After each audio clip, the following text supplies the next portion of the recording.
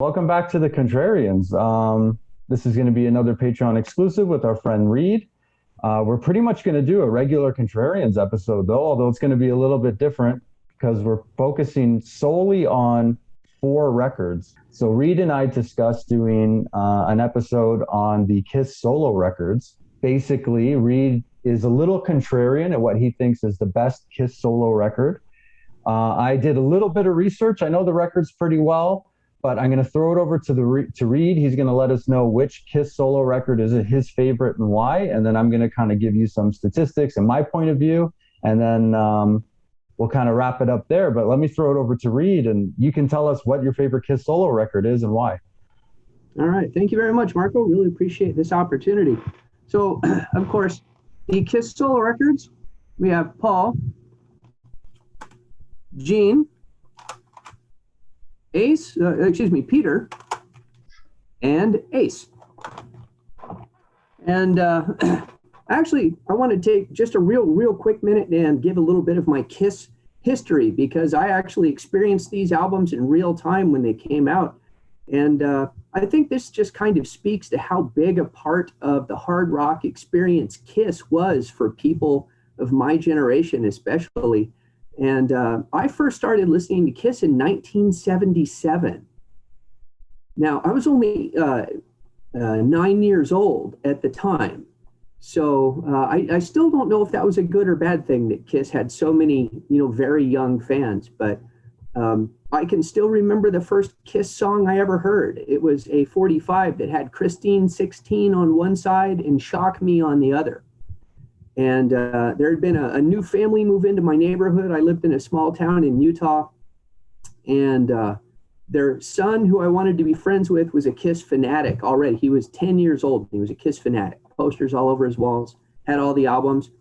And he played this 45 for me. And he's like, "Isn't it great?" And I thought it was horrible. And I was like, "Yeah, of course. It's the best thing I've ever heard." And now 1977. So in 1977, Kiss came out with Love Gun and Alive 2. 1978, you have the four solo albums. And then I actually got to see them in concert in 1979 on the Dynasty tour. One of the best, nicest things my dad ever did for me, because Dad hated Kiss. Still took me to their concert. But by 1979, these albums were already in the cutout bin. I think I got them for 50 cents a piece. On vinyl back in the day. I have no idea what happened to those records. Anyway, so I've been listening to these albums for a very long time. And interestingly, my opinion of them hasn't changed in all of that time. For me, the best Kiss solo album by a really wide margin is the Paul album. And then I know the general consensus is going to be Ace. And so I went through all of these albums again just recently, because I don't listen to all of them very often. The only one I listen to much is Paul's. So I've got a lot of notes, and just kind of some general notes before I hit why Paul's is my favorite. One, I think the four albums really proved why Kiss were better as a band than as individual members. Bands are a strange kind of alchemy, and they work much better when they're together rather than when they're doing their solo thing. A couple of the albums, I think Ace's album is so typical of Ace's output for the rest of his life, but it's not a particularly great Kiss album. Interestingly, I think Peter's, which is kind of universally viewed as the worst album, I think it's a good album, as long as you take Kiss off of it. Peter's got a really good voice. He does that style of music. He's a sort of R&B influenced sort of 60s rock. He does that really well. Those songs are recorded very competently. They are just very not Kiss. Gene's album, of course, is all over the map. To me, it sounds more like an album of demos than finished songs. And everyone says it, but who else than Gene Simmons could pull off When You Wish Upon a Star on an album? And then you get to the big two, to Ace and Paul. And Paul, the reason I like it best is because it is the most Kiss-like music. And I think many people have said this. If you listen to all 4 albums, it's really obvious where they get most of their sound in the 70s. And that's not from the other guys. It's Paul. It's Paul's voice. It's Paul's lyrics and Paul's songwriting. Now, Paul's is the only one of the 4 albums that doesn't have any cover songs on it. They're all original. Well, for one thing, he's got a great voice. He delivers his songs really well. I think his lyrics are generally better, and maybe that's because they're completely focused on sex and relationships. So he's got a nice, narrow set of experiences from which to draw, but he's got pretty decent lyrics most of the time. I actually did a track-by-track breakdown of the song. So we open up with Tonight You Belong to Me, and I will say I already like, it opens up with an acoustic part. I like it better than anything on Ace's album right off the bat. I mean, this album hooked me in. I was like, this is going to be a good album.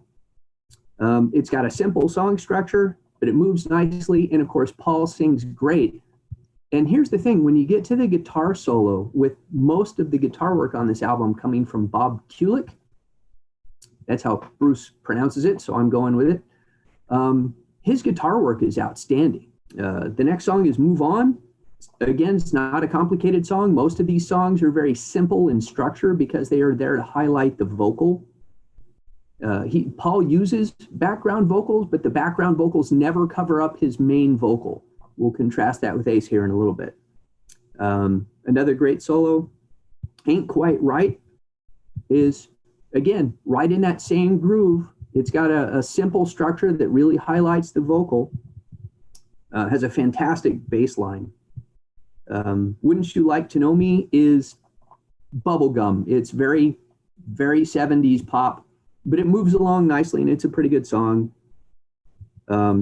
Take Me Away, Together as One is the subtitle. It's serviceable, but again, really it's the vocal performance is what the song is about. The ending goes on way too long. It's got good acoustic guitar work. And as far as I know from the credits, Paul did all of the acoustic work on this album. I don't think he gets enough credit as a guitar player. And then we get to track 6, It's All Right. And this is, by a really wide margin, my favorite song on -1 of any of the solo albums. But it's my favorite song on this album. It's fantastic. It's got an open G guitar line, which is not common in this style of rock. It's very fast and upbeat. And I don't know why he didn't release it as a single. I think it would have made a phenomenal single.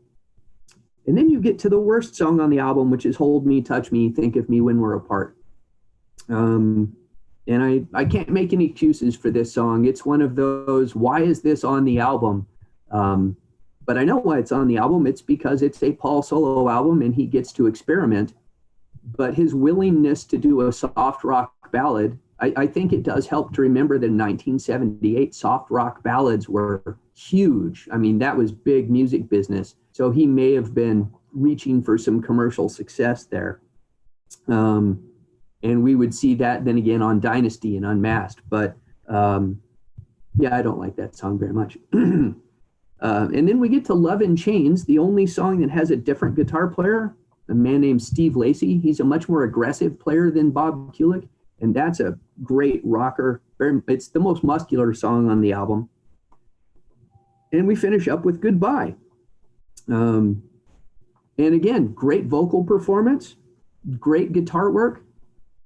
And this is the thing I keep coming back to between Paul and Ace is in an Ace solo album, what I wanted was guitar work. And Ace delivered a band, basically, with no more guitar than he would play on a regular Kiss record. Whereas Paul's record, I think Bob Kulick is a far better guitar player than Ace ever was. Some of my favorite Kiss songs from the 70s are the 5 studio tracks off of Alive 2. And most of those have Bob Kulick playing guitar on them. Now, if we move over to Ace, Ace, the best you can say about Ace is unique. Ace has a unique guitar playing style. He has a unique vocal tone and vocal delivery.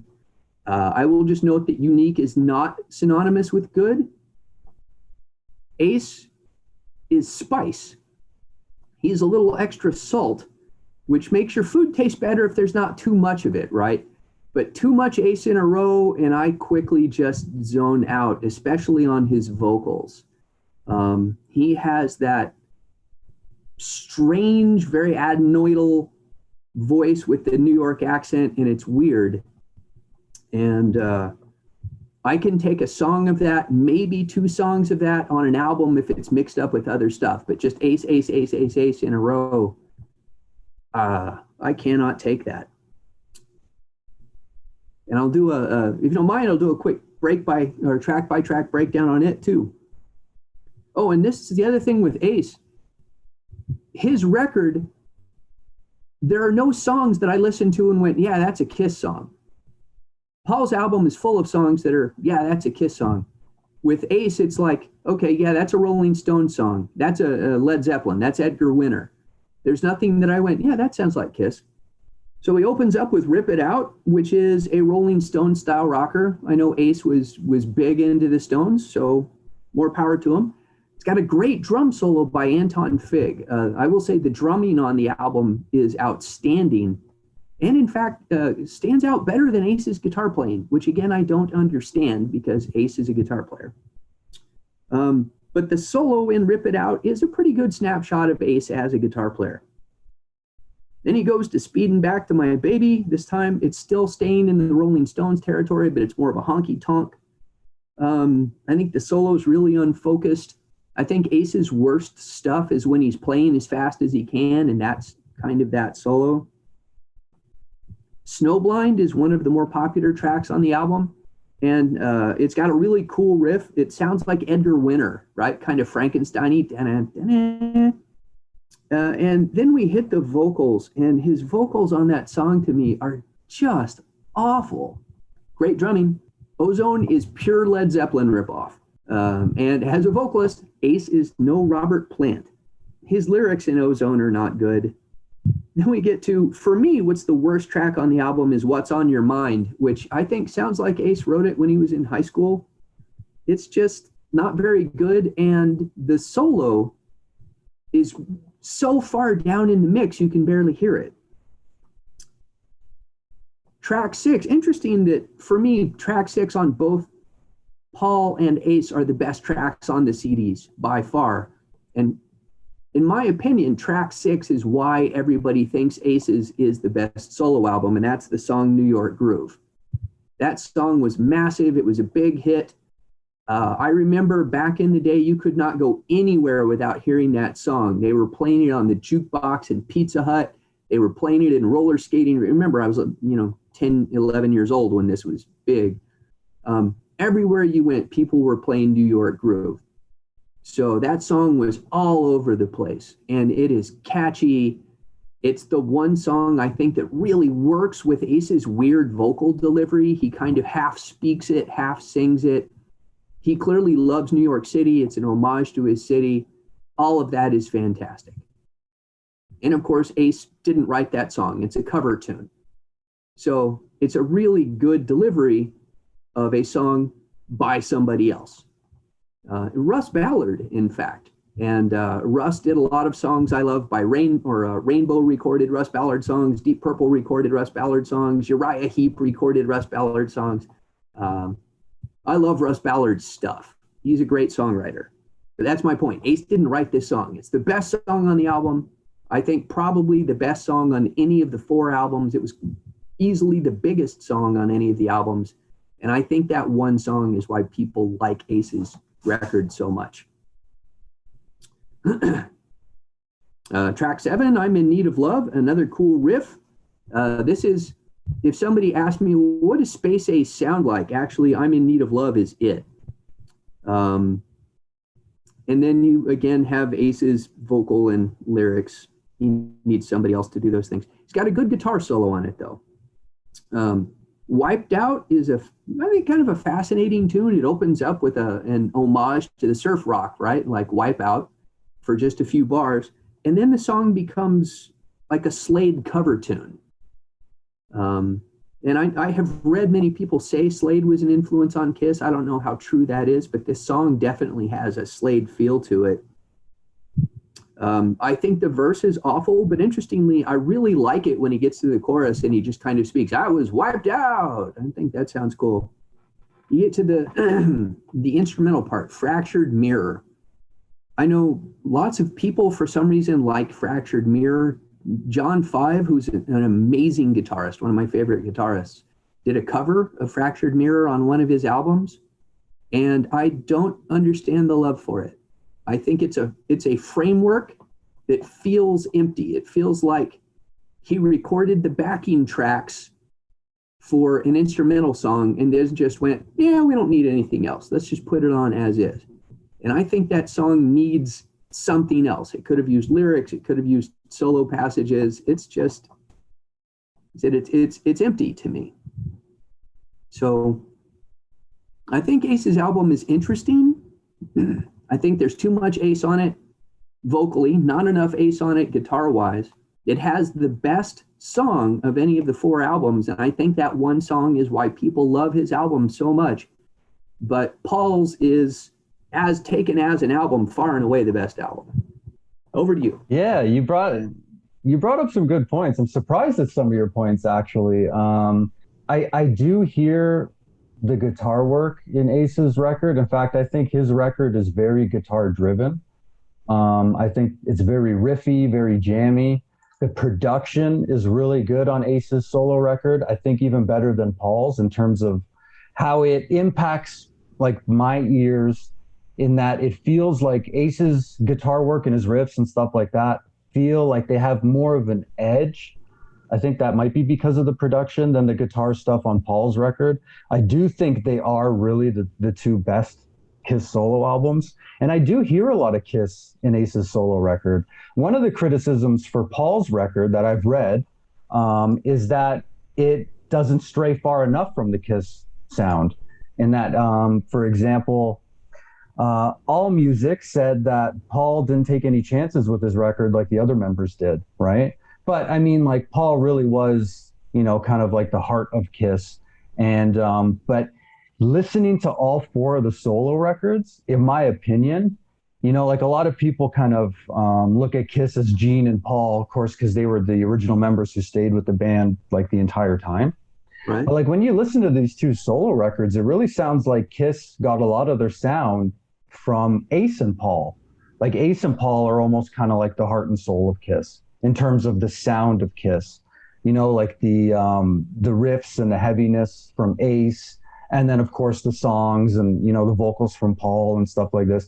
I honestly think if you take 3 or 4 of the best songs from Ace and Paul's record and maybe throw on one from Peter and like one from Gene, I think you have probably one of the best Kiss records of the 70s.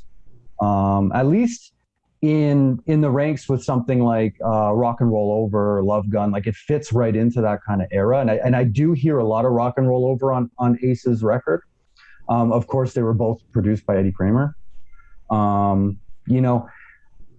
think Paul's record is really good. It's actually, there are parts in it that are quite heavy. It is probably, like, to me, they're kind of almost neck and neck, because I do really like Paul's record. I think the one song you brought up, Hold Me, Touch Me, is probably the worst song from Paul's record. And not even because it's a ballad, just because it's kind of a lame ballad. It really is like the only like real traditional ballad on there. I mean, Take Me Away is kind of ballad-esque in some parts, but it also kind of gets heavy in some parts.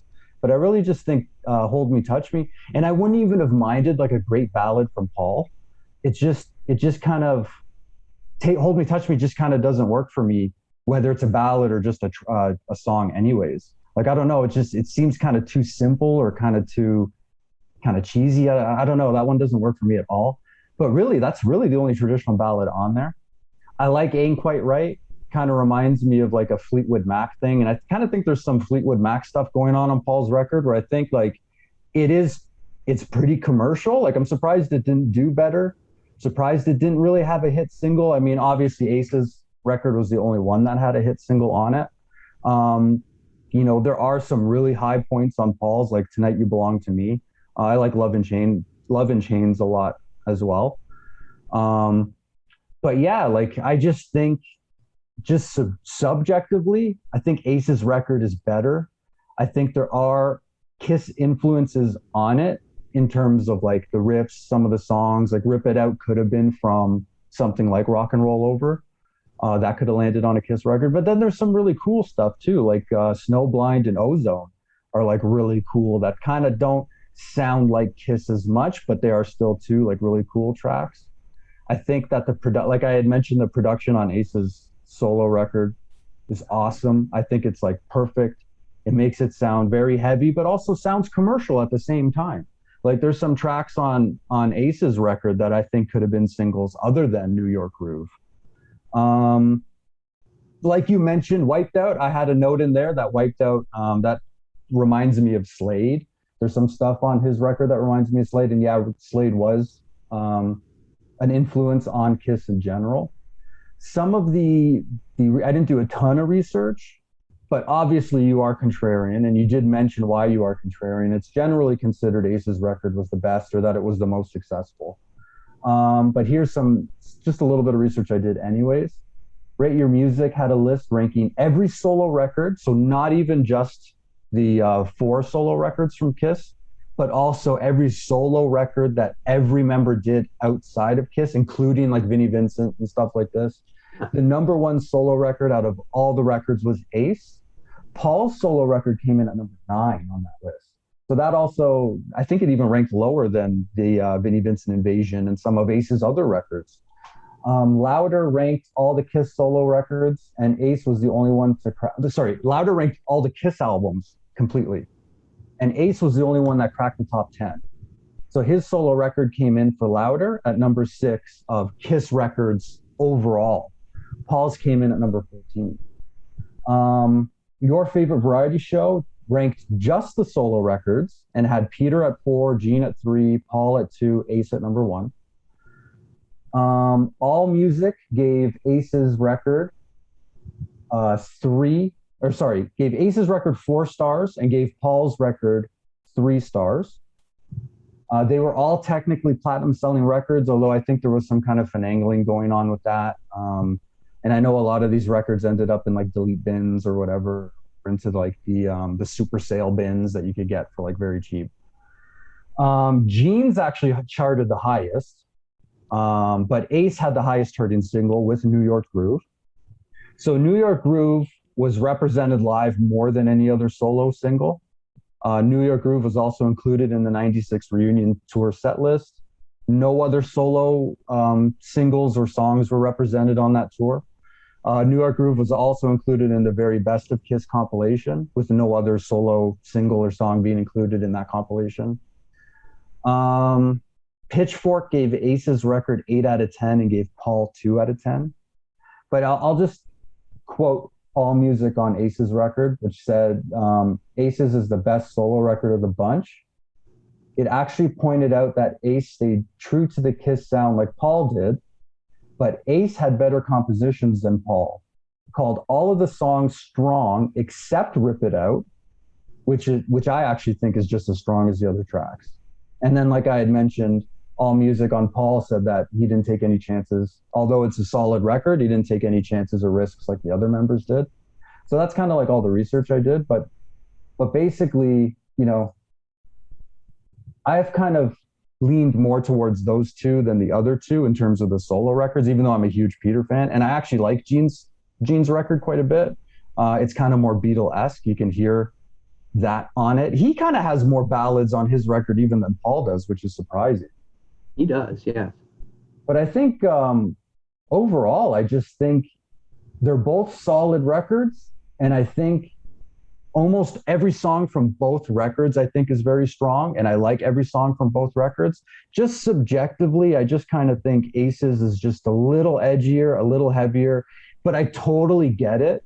Like, I totally understand if somebody doesn't like the vocals of a band, it can really kind of ruin the band for them. And you already mentioned that you weren't a huge fan of Ace's vocals. I don't mind them. And I actually think they probably sound the best on this record than they do on even any of the Kiss records. Like I said, I just think it's just produced really well. I think the guitars are very like edgy and hard and heavy, and I think that's kind of what you need for an Ace solo record. But they're both pretty solid. For me, they're both neck and neck, because I'm a huge Paul fan too, and I'm a huge Paul solo album fan. Right. But I don't know. That's the research I did. Did you have any other points to make? Debates to any of that? I think a lot of people bring up very, very valid points. I mean, and again, this is why I say they're so much better together than they are as individual performers. Ace is definitely, as a musician, Ace is a riff rocker. And I love that. I would even say that on his album, the rhythm guitar parts are so much better than the solos. And it may be a perceptual thing, because I think of Paul as the rhythm guitar player in Kiss, although clearly Ace plays a lot of rhythm, especially, Ace has said, well, in concert, Paul barely plays. He's mostly, I think the quote was, more interested in shaking his finger at the audience than playing. So whoever the second guitar player is in Kiss has to play a lot of stuff. But Ace definitely is there with the riffs. And then Paul is the song arranger. He's the one who lays out the melody. And if you combine those two things, you get a much stronger track. Now, I think it's a little unfair for people to say that Paul isn't taking any chances, because that's Paul's style, right? So it's like, to me, now this may be a completely opening a different can of worms, but if you listen to Jimmy Page's output outside of Led Zeppelin, it still sounds like Jimmy Page in Led Zeppelin, because Jimmy Page was not, I mean, he did folk and he did rock and he did the Eastern music influence thing, but he was always Jimmy Page. So if you go listen to, Page Plant or Coverdale Page, they sound exactly like Led Zeppelin. So you wouldn't say, well, Jimmy's not taking any chances. You're like, well, Jimmy's being true to himself. He's putting out the music that Jimmy Page does. And that's kind of the way I feel about Paul's solo album. Whereas I think with the others, it's just more apparent. Well, except for Gene, who, again, Gene is all over the map. And Gene is absolutely paying homage to his influences. There is a lot of Beatles on that album, and I'm okay with that. Now, the production is interesting. One, I don't hear production a lot in the way that some other people do. It's more of a holistic thing with me. Mm-hmm. But I haven't had the original albums in a very long time. All I've got are the CD reissues, which were all remastered. And I think the productions on them now are pretty similar. They may not have sounded really similar in the 70s when they came out, but now I think they've compressed and EQ'd out a lot of the differences between those things. But yeah, Ace definitely, his album has the best riffs, no question. Again, my argument there is just that the riffs, I'm like, oh man, this is a great Led Zeppelin riff. This is a great Edgar Winter riff. Rock and Roll Over was a pretty adventurous album. They had some different stuff on there, like Mr. Speed, which is one of my favorite deep Kiss album tracks. That would have fit on something like Ace's solo record, but most of the other stuff, I think Paul's arrangements are really what I hear as Kiss. Mm-hmm. And if although Ace's name is also Paul. So yeah. If Ace had brought in another singer and just been the band and sang New York Groove, absolutely, because again, he's perfect on New York Groove. And maybe a couple of the others like Wipeout, and then had another guy sing the rest of the songs, it would have been 10 out of 10. I almost wish he had the other members sing some of the songs too. That would have been his record. Honestly, I think Ace's record is better than Dynasty.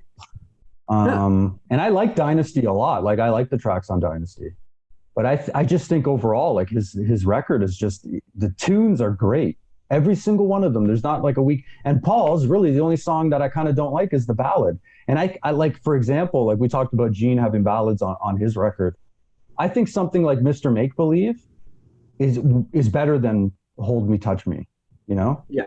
I think that would have worked as a better ballad. So if you had like Gene's ballad and then maybe something from Peter, kind of funky, or you know, and then you did a few Ace songs, I think that would have been a great Kiss record. Yep. In Um, fact, when I listen to them these days, that's exactly how I do it. Just make a playlist of the good tracks off of the albums, and then it holds together great. So I think that the solo albums probably did them a lot of damage in the long run. But what Paul and Ace carried on with after those solo albums, I think you could really continue to fit in with what they were doing.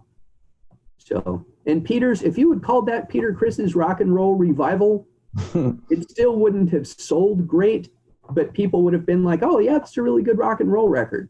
mm-hmm. Absolutely. Very cool. So, yeah, you are contrarian. General consensus anywhere you look is usually Aces is the best record. But no, you brought up some good arguments, and like I don't disagree with you at all. Like I like Paul's record a lot.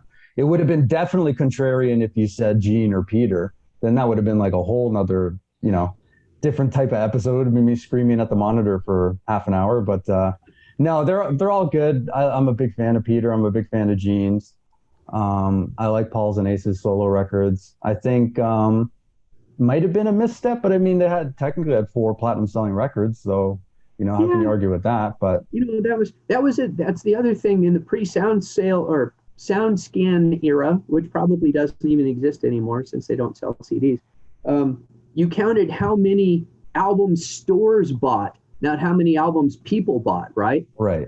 So the stores bought 1 million copies of these and then they couldn't sell them. So Yeah, and there was a lot of feeling of deals like I know later on with Walmart, there was a bunch of stuff going on. Like I think it was when we did our Chinese democracy episode. I did the research and apparently like the record company made a deal with like Walmart where Walmart just bought 1 million copies before ever even like just listening to the record. So I think Chinese Democracy like sold 1 million albums technically, but it was like, or it was Best Buy. Maybe it was Best Buy. They had some kind of nowadays they have these exclusive deals where like a large, you know, big box store like Walmart or Best Buy will just buy a chunk of the records exclusively, right? So right. now they're probably still selling copies of Chinese Democracy in Best Buy or Walmart and stuff like that. So Yeah. I have I to know look back at the research, but Sonic Boom was a Walmart exclusive when it that's right. Yeah, I bought it from Walmart. I remember that. Yeah. But yeah, very By the cool. way, Thanks a lot, Reid. I'll take Sonic Boom over any of the solo albums. I like that record. No, oh, that's another episode we're gonna have to do. All right, someday. Definitely. Someday. I'm not a huge like I don't hate Sonic Boom or Monster, but I definitely think Aces is better than Sonic Boom and Monster. Even Paul's I think is better than Sonic Boom. Sonic Boom's so cheesy. It is. It's when it's Hot and Cold and Danger Us. Those songs are brutal. I don't It's mind though. They're kind of fun, you know, but that's that. There you go. There's the Slade influence because Slade is kind of like, you know, mid, high tempo kind of fun songs, you know, with kind of like fun lyrics. But Slade definitely did it better than Kiss did on Sonic Boom. Sonic Boom is Psycho Circus 2. I think Sonic Boom is actually better than Psycho Circus, to be honest. Yes, but they're very very similar and constructed the same way. Oh, we have to have a song for Tommy. We have to have a song for Eric. And, Right. Yeah. Yeah, exactly. But yeah, I like Eric's song best on that one. Actually, his was my favorite song on that one. But I will see you on Thursday. We're gonna have an elder panel discussion. I think that's this Thursday, right? I'll have to double check the date, I but think it is. Yeah, and I probably will not be participating in the elder thing. I haven't decided on that, but I haven't really listened to the album. I actually found a 20-year-old interview with Bob Ezrin on YouTube where he's talking about the elder. So I'm watching that now to kind of remind me of sort of the time period. But interestingly, that album I did not listen to back in the day. I didn't hear it until like 2000. Yeah, I don't think a lot of people do that. So, but yeah, I don't cool. have strong feelings. I don't know why people love it so much, but I'll be interested to watch it even if I don't participate. I'm with you. I don't hate it, but I don't love it either. I'm kind of just like, yeah, it's all right. It's more of like an oddity, kind of, you know, Yeah. than like a regular Kiss. I even like Unmasked better, but I like Elder better than Psycho Circus, for example. So I'm a little weird with certain things, but I'm not contrarian for the most part. In that I do prefer '70s Kiss over everything else, Right. especially early '70s Kiss. But yeah, other than that, I guess thanks a lot for joining us, Reid, and we'll see all you folks next time. All right. Thanks, Marco.